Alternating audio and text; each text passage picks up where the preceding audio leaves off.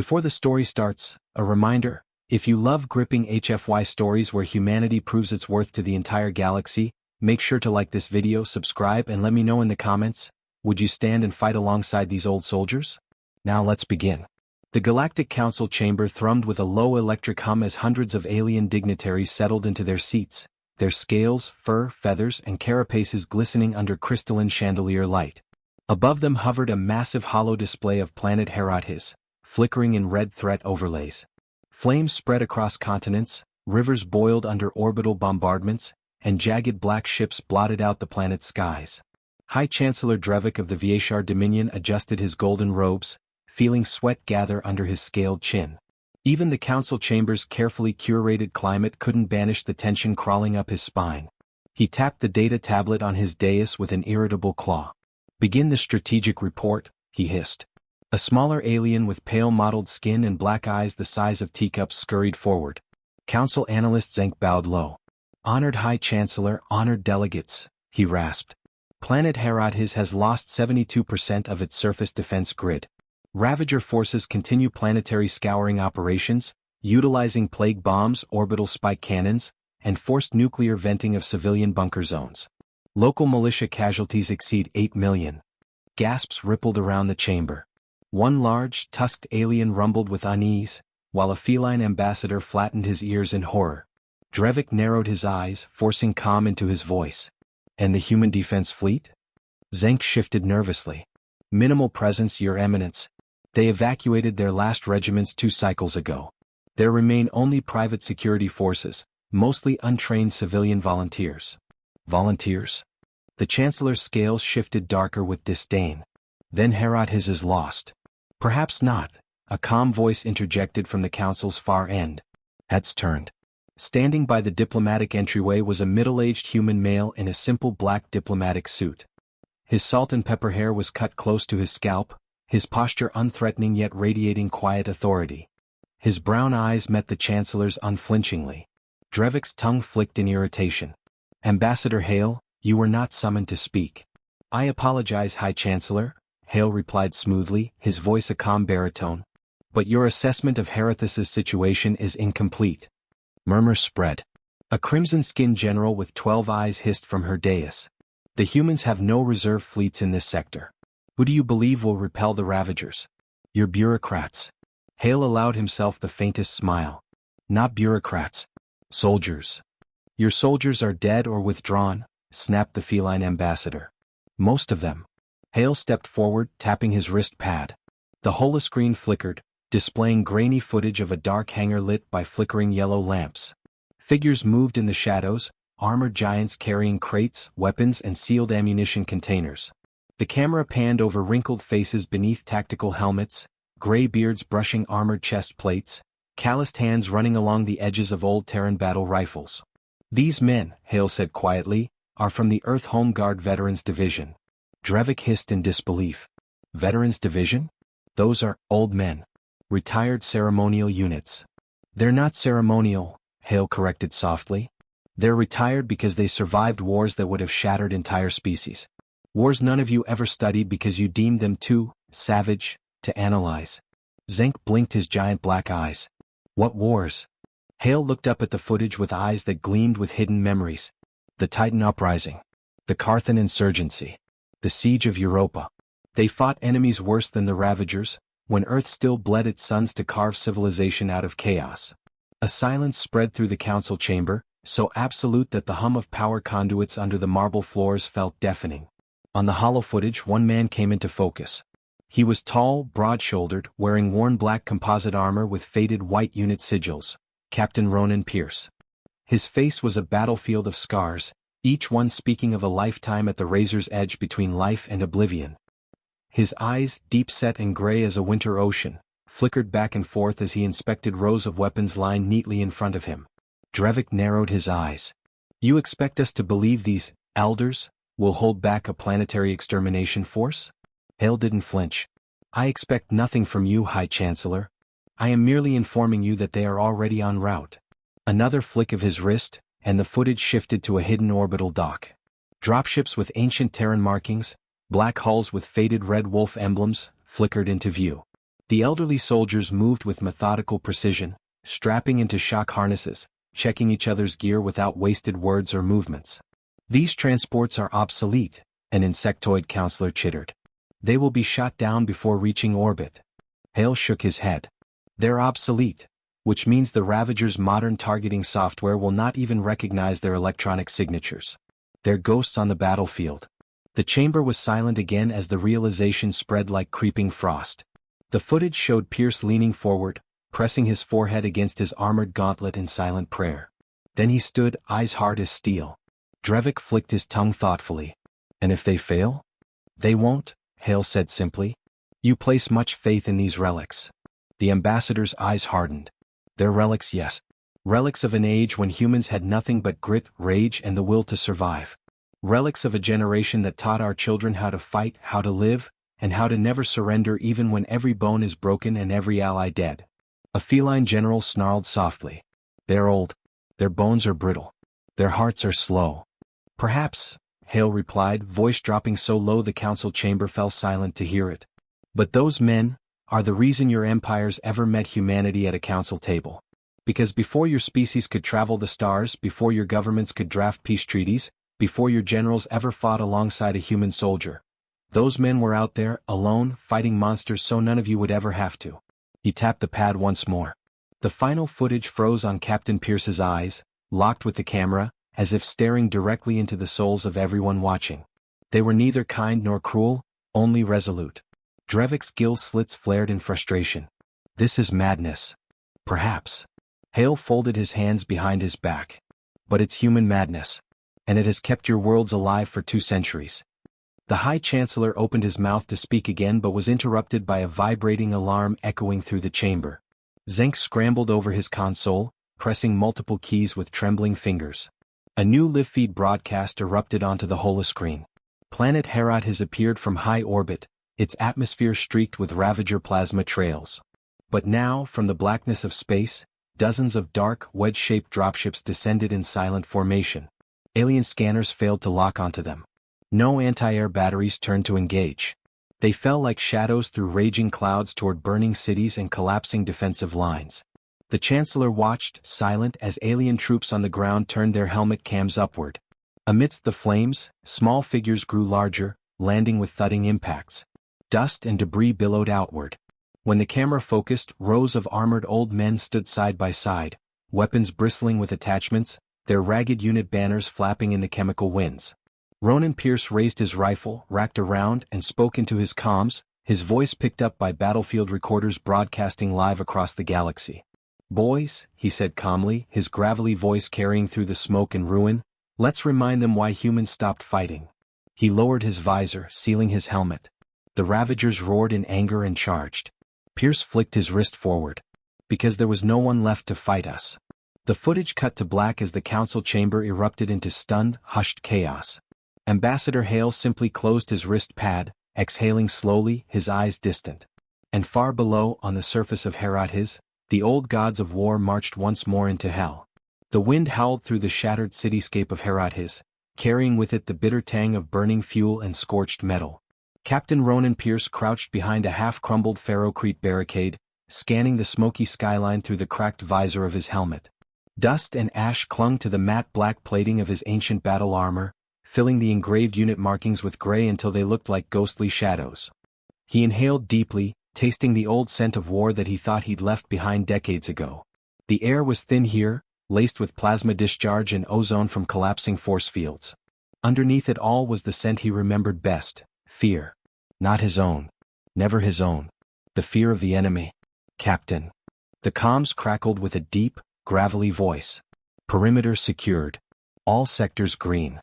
Copy that, Major Harris, Pierce replied, his voice a calm rumble.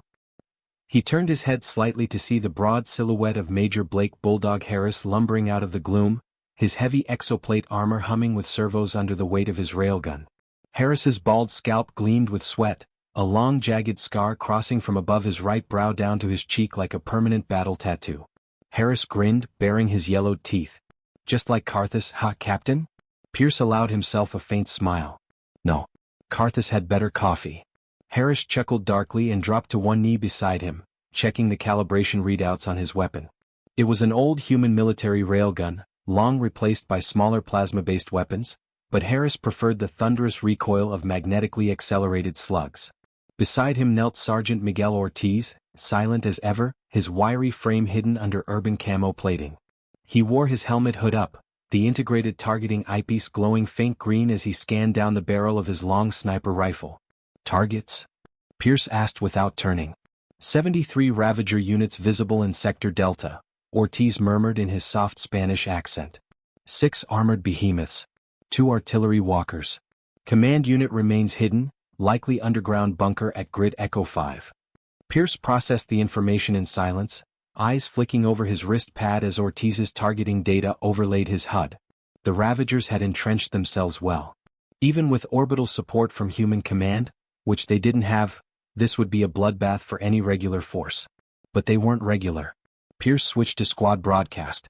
"Prepare tactical insertion pattern Gamma. Sergeant, focus on the artillery walkers first. Major, with me on the behemoths. Leave the infantry to the locals." Harris chuckled again, low and savage. "Copy that, Captain." Pierce toggled an encrypted command channel and spoke a single phrase. "Awaken the wolves." Across the ruins, old human soldiers shifted in cover, their armor humming to life as biosigns stabilized under combat stimulants. Men in their 60s and 70s, some nearing 80, eyes hard as tungsten carbide, hands steady as orbital platforms. They rose from rubble and craters like revenants of forgotten wars. The Ravagers didn't notice them at first. The alien foot soldiers, tall and spindly with plated exoskeletons, stalked forward along cratered avenues, plasma rifles pulsing as they swept for surviving resistance pockets. They moved with predatory confidence, their chittering battle language echoing off burnt-out skyscrapers. Then Sergeant Ortiz fired. His first shot split the humid, toxic air with a crack that thundered across the ruins. A Ravager artillery walker's pilot module exploded in a spray of purple ichor and metal shards. Before its body slumped to the ground, Ortiz fired again, the second walker's sensor dome shattering into molten glass. The alien infantry froze, screeching in confusion.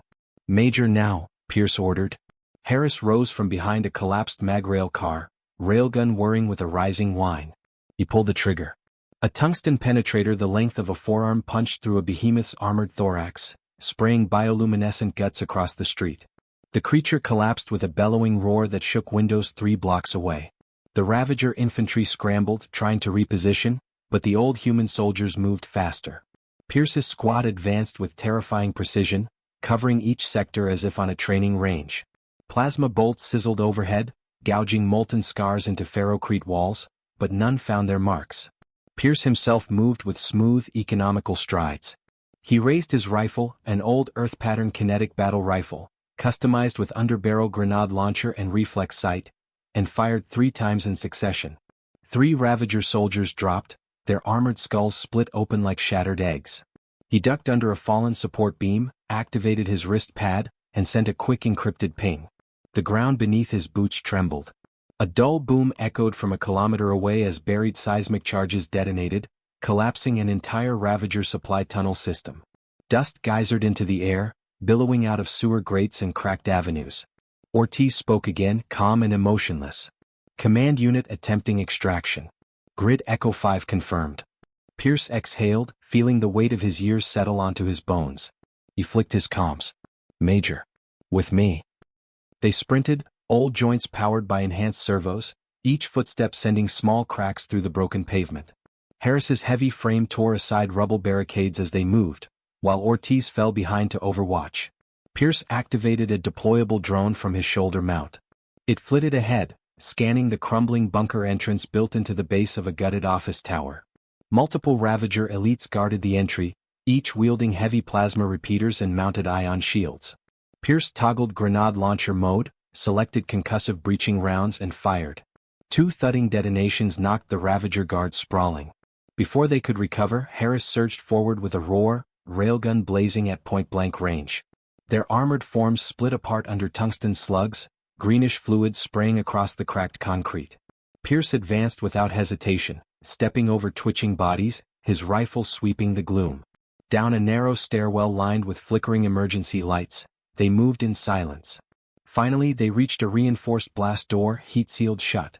Harris planted his railgun's barrel against the center and fired. The door's inner structure crumpled inward with a shriek of tearing alloy. Inside, a Ravager command unit turned in shock.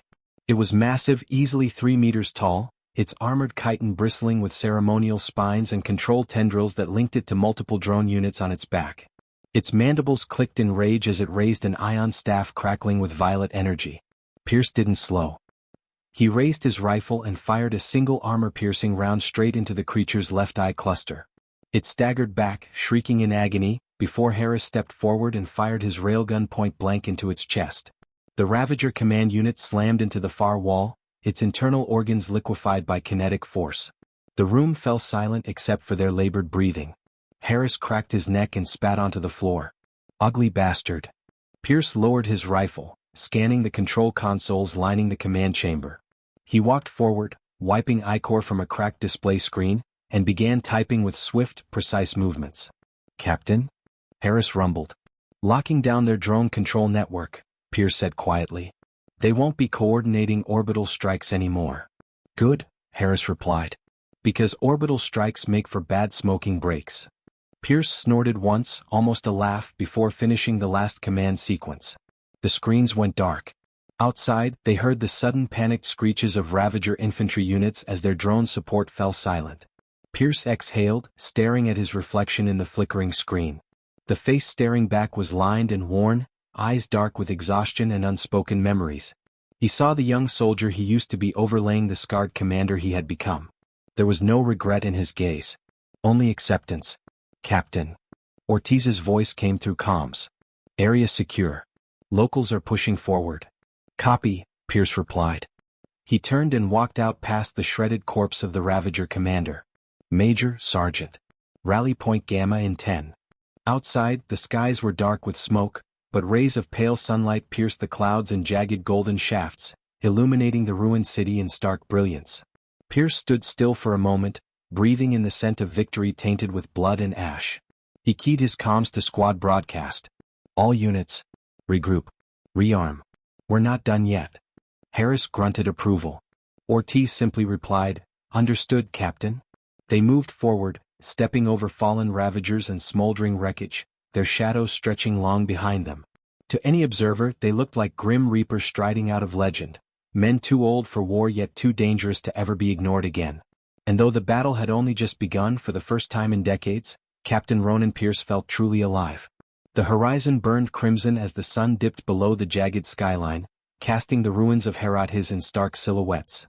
Captain Ronan Pierce stood atop a collapsed watchtower, his visor magnifying distant heat signatures across the shattered cityscape. Fires crackled below, sending black columns of smoke spiraling into the dusky sky. Every few seconds, flashes of weapons fire flickered through the gloom like silent lightning. He switched comms frequencies with a flick of his wrist pad. "Sergeant Ortiz. Status." "Sector Echo clear," Ortiz replied, his voice calm over the static. 15 confirmed kills. No further movement from Ravager infantry units. Locals are advancing. Pierce could picture him kneeling on some distant rooftop, long rifle balanced perfectly, his green targeting eyepiece glowing in the twilight. Ortiz had barely spoken all day, but each bullet carried his message more clearly than words ever could. "Major Harris?" Pierce continued. A deep chuckle echoed through his comms. "Sector Delta is pacified, Captain. Behemoths are down. Had to use my last penetrator rounds though." Pierce's lips twitched. "We'll get you more. You'd be unbearable without your toys." Harris's laughter faded into a sigh. "Damn right." Pierce turned to survey their immediate surroundings.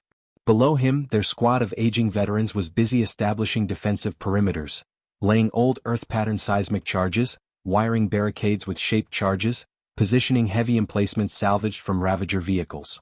Their movements were efficient, mechanical, driven by decades of drilled reflexes and unspoken coordination. Gray beards twitched in the wind. Wrinkled hands moved with unwavering precision. "Captain," Ortiz said, interrupting his observations. "Long-range scans detect movement. Heavy units. Grid Foxtrot 3. Pierce focused his visor sensors in that direction. Thermal overlays highlighted a column of Ravager armored behemoths lumbering through the ruined streets. Each towered over the broken buildings, black carapaces bristling with mounted cannons and plasma lances. Flanking them were hundreds of infantry units, scuttling forward in coordinated wedges, accompanied by smaller rapid-strike walkers with gleaming ion blades. "They're pushing a full armored spearhead through our sector," Pierce murmured. "Trying to break through before we stabilize the perimeter." "Let them come," Harris growled over comms. "I've got something left for them." "Hold position until my mark," Pierce ordered. He switched frequencies to the local militia forces. Their frantic voices answered, filled with desperation. "This is Alpha Militia Command. We're pinned down near Grid Foxtrot 4. Ravager armor advancing. We have civilians trapped in the old Commerce Tower. Please anyone respond." Pierce exhaled slowly. He could hear the terror behind their words, young men barely trained, about to be slaughtered under an armored assault. He glanced at the tactical overlay, eyes calculating. Finally he spoke, voice calm and unyielding. "Alpha Command, this is Captain Pierce, Earth Home Guard. Hold position. Reinforcements en route." "Who is this? We have no registered." "Hold position," Pierce repeated, cutting the channel. He switched back to squad broadcast. "Major, Sergeant. We're moving to intercept. Target priority is armored behemoths. Save civilians. Leave no Ravager alive." "Understood," Ortiz whispered. "About damn time," Harris rumbled. Pierce dropped from the watchtower, servos hissing to absorb the impact. Dust and rubble billowed around his boots. He began running, his men falling into step beside him, their armored forms thundering through broken streets. Sparks flew as they vaulted fallen light poles and kicked aside debris.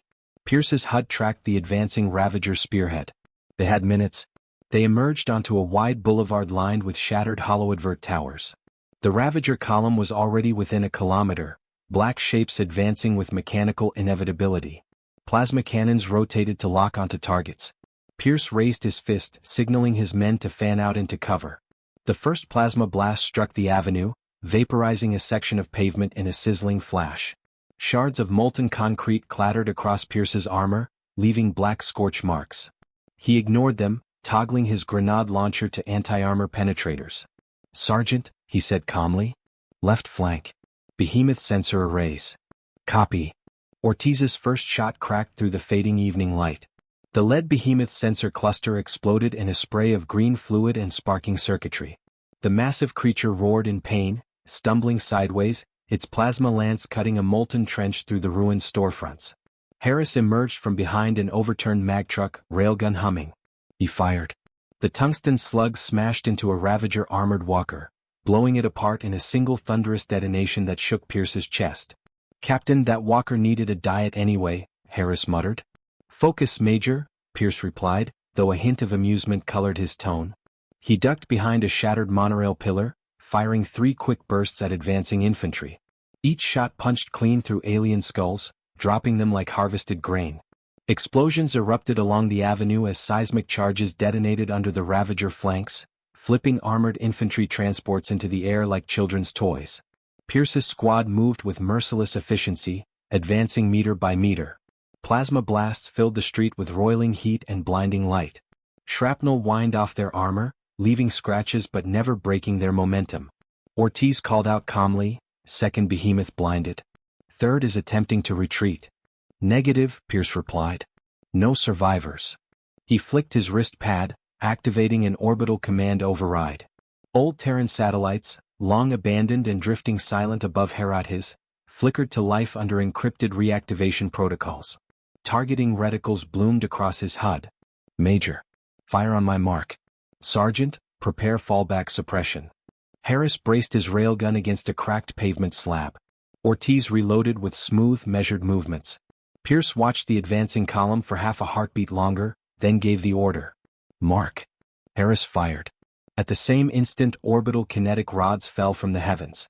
Gleaming tungsten lances pierced the atmosphere in silent streaks of white-hot light, slamming into the Ravager formation with earth-shattering force.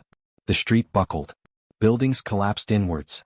Dust and flame erupted skyward, blotting out the sunset with a towering cloud of destruction.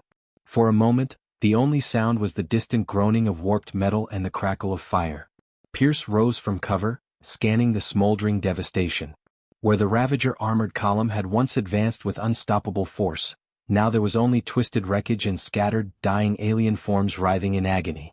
He switched comms back to Alpha Militia Command. Their panicked voices answered immediately. Whoever that was, the column is gone. They're gone. How did you do that? Pierce's voice remained steady. Focus on evacuating the civilians. Establish a defensive perimeter. We'll hold the line. Why, yes, sir. Thank you, sir. He cut the channel and turned to Harris, who was inspecting his railgun for damage. The older man's scarred face split in a wide grin as he lit a battered cigar with trembling hands. Reminds me of Europa, Harris rumbled, smoke curling from his nostrils. Pierce scanned the darkening sky, watching as the last rays of light vanished beyond the city's broken spires. Europa was colder. Harris chuckled softly. Yeah. And the aliens screamed more. Pierce toggled to squad-wide broadcast. All units. Resupply. Fortify positions. We'll be moving before dawn. Ortiz replied instantly, Understood, Captain. Harris took a deep drag from his cigar and sighed out the smoke. One last march, eh? Pierce glanced at him, gray eyes unreadable behind his cracked visor. Until there's no one left to fight. They stood together in the fading light, two old men surrounded by the corpses of monsters, their shadows stretching long and dark across the rubble-strewn avenue. Above them orbital fires flickered like dying stars. Below, in the ruins of Herodes, humanity's last wolves prepared for the coming night. And as he turned to oversee the fortifications, Pierce felt no triumph, no exultation, only a deep, silent resolve. The battle wasn't over. Not yet. But as long as he drew breath, as long as these old bones carried him forward, the Ravagers would never take another step unchallenged. He tightened his grip on his rifle, feeling its weight anchor him to this brutal, necessary reality. Tomorrow they would bleed again. Tomorrow they might fall. But tonight at least the world still turned under their watch. He spoke softly, almost to himself, his voice lost in the crackle of nearby fires. We're not done yet. Night fell over Herodes like a mourning shroud, black and absolute between the scattered fires. Captain Ronan Pierce sat with his back against a collapsed support pillar, his rifle resting across his knees. His helmet lay beside him on the cracked ferrocrete, revealing his scarred face lit by the flickering glow of nearby burning wreckage. Sweat traced silver lines through the ash smeared across his weathered skin. He closed his eyes for a moment, feeling the ache in his bones. Decades of old injuries whispered pain through every tendon and joint. He inhaled the cold night air, tasting charred metal and ozone. It smelled like every battlefield he had ever known. Captain, Ortiz's quiet voice spoke through his earpiece. Movement detected. North sector. Large concentration. Pierce opened his eyes and reached for his helmet, sliding it back into place with a hiss of sealed hydraulics. Numbers. Hundreds, Ortiz replied calmly. At least 4 armored behemoths. Confirmed Ravager command unit embedded with strike forces. He rose to his feet, feeling his knees protest before the servos kicked in to stabilize his stance. Looking across the debris field, he saw Major Harris crouched behind a fallen magrail car, adjusting the power settings on his railgun. The old giant looked up and grinned, cigar glowing like an angry star in the dark. They coming to us this time? Harris asked. Pierce nodded once. Looks like it. Harris's grin widened into something savage. Good. Saves me the walk. Beyond their positions, the remaining veterans readied themselves. Some whispered prayers, others checked magazines and power cores with meticulous care. Their eyes were grim but calm, reflecting only acceptance of what would come. They had all lived long enough to understand there was no retirement from what they were. Pierce switched to squad broadcast. All units, final defensive formation. Prioritize command unit neutralization. No fallback. This is where we stand. Understood, Captain, Ortiz replied, his voice as quiet and cold as moonlight. Harris rumbled a low laugh. About damn time. The ground began to shake under their boots as the Ravager forces advanced. Plasma lances flickered in the gloom, casting shifting shadows across the broken streets. The behemoths lumbered forward, each footstep cracking ancient concrete, their armored bulk bristling with weapons. Between them flowed endless ranks of infantry, screeching their alien battle songs into the silent night. Pierce watched them come. For a moment, the memories returned unbidden: Europa, where blood froze before it touched the ground; Titan's mining colonies, where men burned alive inside their suits; the jungles of Carthus, where he first learned the smell of his own terror. But he felt no fear now. Only purpose. He toggled his rifle to full auto, checked the chamber, then glanced at Harris. We hold here.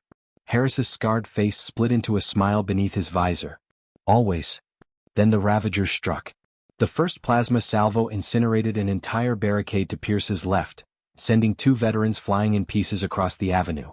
The infantry surged forward, scuttling between armored walkers, spraying plasma fire into the darkness.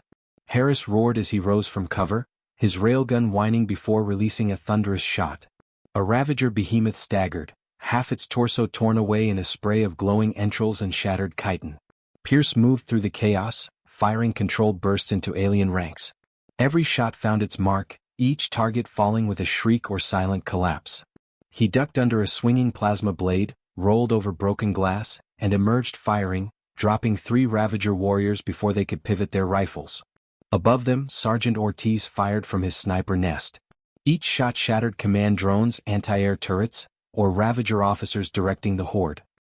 He moved like a wraith, each spent casing clinking softly against the cracked marble rooftop at his feet. Pierce reached Harris's side as a Ravager behemoth charged them. The creature's plasma lance ignited, crackling with violet lightning. Harris didn't hesitate. He raised his railgun and fired into its open mouth. Its head exploded in a geyser of alien gore, splattering their armor in glowing green blood. Harris spat onto the corpse as it fell. "Ugly bastard," he growled. A plasma bolt slammed into Harris's shoulder, spinning him sideways. He stumbled, grunted in pain, and propped himself against the ruined mag car. His railgun clattered to the ground, power coils flickering with dying energy. Pierce grabbed his forearm, steadying him. "Major." Harris coughed, blood flecking his beard. "Not done yet, Captain." Another Ravager warrior charged them, shrieking, blades slicing the air. Harris roared and grabbed it with his bare hands, armored gauntlets crushing its mandibles as he drove his knee into its abdomen, splitting its armored plating with brutal force. The creature dropped, twitching as Harris sagged to one knee. Pierce raised his rifle and covered him, firing rapidly at advancing Ravagers.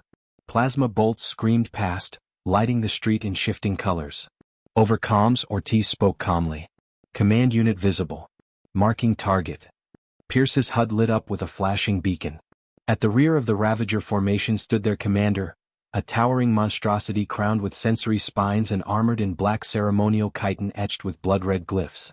Its 4 eyes gleamed in the darkness as it directed its forces with sweeping gestures of clawed hands. "Sergeant," Pierce ordered, voice unshaken despite the chaos. "Take the shot." There was silence for a moment, punctuated only by plasma fire and dying screams. Then Ortiz spoke, his voice softer than before. "Line of sight blocked by armored walker. Recommend manual breach." Pierce exhaled. He turned to Harris, who was struggling to reload his railgun with trembling fingers. Blood dripped steadily from under his armor plates. "Major, can you move?" Harris looked up at him, eyes fierce despite the pallor of his face. "Always." Pierce placed his hand on Harris's armored shoulder, feeling the trembling of his old friend's exhausted muscles. Then he rose, drawing his sidearm, an ancient Terran .50 caliber pistol with worn grip tape and etched unit insignia. It felt impossibly heavy in his hand, the weight of memory and finality pressing into his bones. He moved forward through the swirling dust and plasma fire, his squad fighting and dying around him. He advanced without pause, each step purposeful, firing round after round into Ravager warriors who crumpled in his wake. A plasma bolt grazed his thigh, sending jolts of agony up his side, but he didn't slow. At the edge of the battlefield, he saw the command unit raise its staff, preparing an orbital strike beacon. It loomed over him, eyes glowing with alien hatred. Pierce holstered his pistol and raised his rifle, toggling his underbarrel grenade launcher to high explosive. He aimed at the armored walker blocking Ortiz's shot and fired. The grenade streaked through the night and detonated with a flash of white light. The walker collapsed sideways, crushed by the blast, its flaming wreckage illuminating the command unit behind it. "Sergeant," Pierce whispered. "Now." Ortiz fired. The shot split the battlefield's chaos with a single, clean note. The Ravager command unit's head exploded in a spray of green mist and shattered bone, its massive body slumping forward like a felled tree. A silence spread across the battlefield as the remaining Ravager forces froze, their coordination collapsing into panicked screeches. Behind him, Harris roared in triumph, slamming a fresh magazine into his railgun and rising unsteadily to his feet. Together, they advanced, firing relentlessly into the disorganized horde. Plasma blasts scorched the ground around them, but none struck true.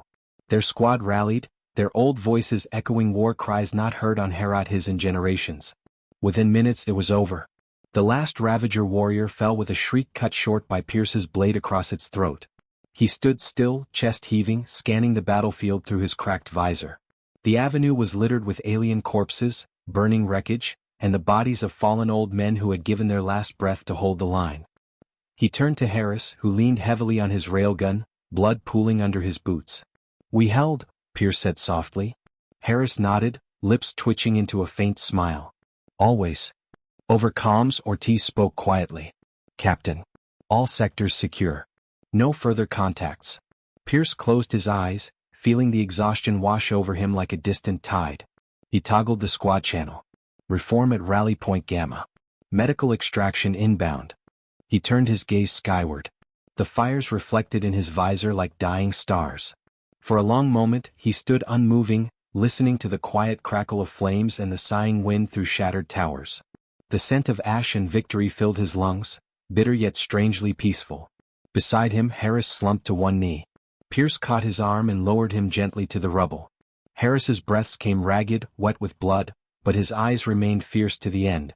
"Hell of a fight," Harris rasped. Pierce nodded. "The best kind." Harris chuckled once, then his eyes drifted closed, his chest rising and falling one final time before settling into stillness. Pierce placed his hand on his friend's shoulder, feeling the fading warmth through cold armor. He rose, lifting his rifle to his chest.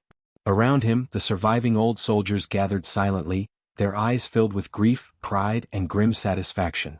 They had come here expecting to die. Many had. But none had fallen in vain. Pierce looked out across the ruined city, now silent in the pale dawn light. The Ravagers were gone. Herat was free. He spoke softly into the morning breeze, his voice breaking through the hush like a quiet prayer. "One last march. That's all we ever needed." He turned toward his men, raising his rifle high above his head.